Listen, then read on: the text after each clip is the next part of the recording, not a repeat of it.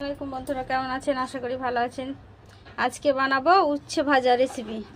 তাও কড়া গরম হয়ে গেছে, দেব সাদা তেল।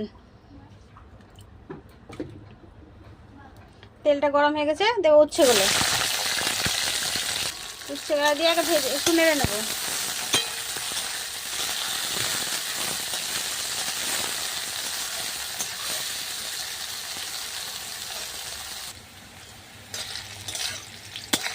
লাল লাল করে ভেজে নিয়েছি।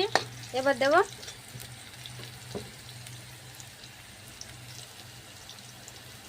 অল্প, দেব নুন, অল্প করে দেবো লঙ্কা গুঁড়ো, দেবো হলুদ গুঁড়ো।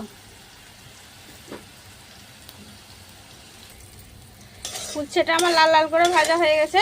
দেখুন, এটা বেশি করে তেল দিতে হবে। দেখেন কতটা তেল দিয়েছি। এবার গরম ভাতে পরিবেশন করে নেব।